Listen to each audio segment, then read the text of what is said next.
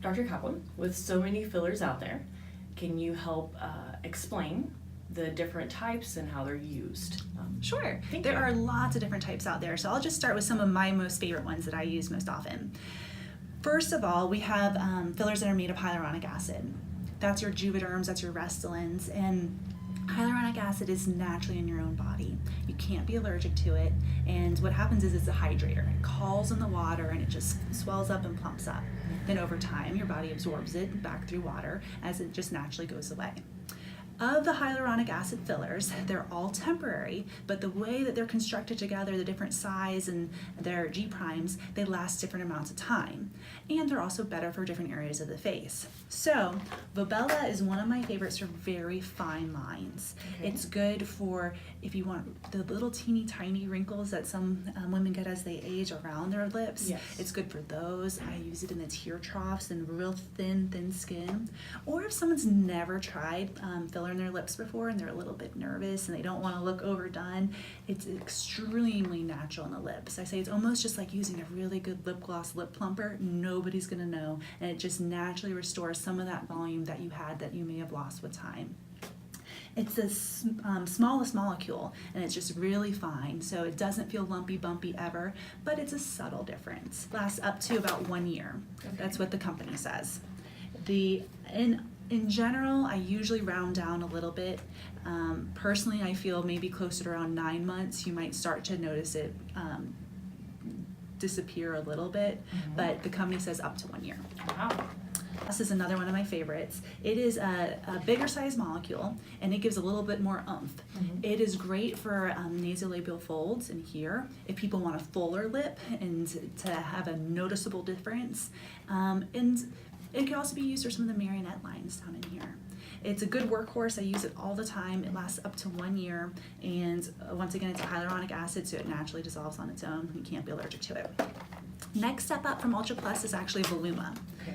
Voluma lasts up to 2 years, and it has a even stronger, bigger molecule than the Ultra Plus, and it's not something you want to use very superficially, because if you did, you might be able to feel a little bit of that lump or bump. It's something we put down deeper, something down where you have underneath the cheeks if you want to build up a cheek or a cheekbone and getting some lift, which is really, when people come in asking for folds here, I almost always tell them, yes, we can do that, but it's more important if we put some in your cheeks in order to pull the cheek up and lessen any sort of nasolabial fold.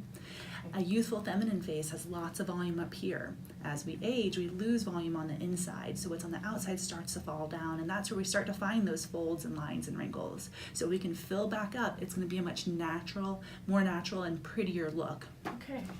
So that's Voluma, 2 years, great for cheeks.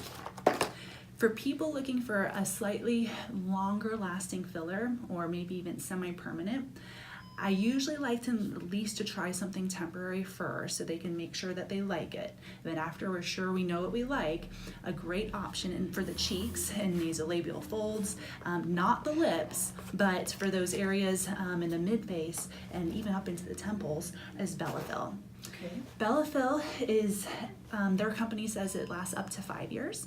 They did studies, and at 5 years, they still had over 83% satisfaction rate. Okay. So at that point, basically, in my opinion, they said stop studying it and start selling it. Right. So how it works is it's actually made of a combination of bovine collagen and polymethyl methacrylate.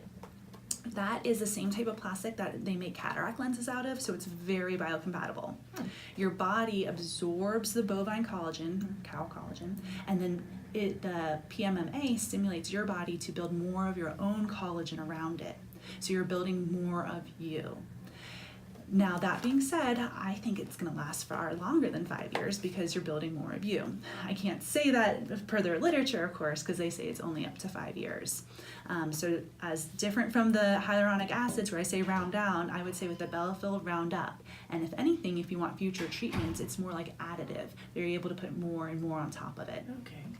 The only thing is because it does have that bovine collagen, even though most people in our neck of the woods have had a steak before, we do typically allergy test. It's a tiny little injection in the arm. You want to make sure you're not allergic because it is so long lasting, and it's offered complimentary. Thank you. Finally, one other more permanent option is Silicone 1000.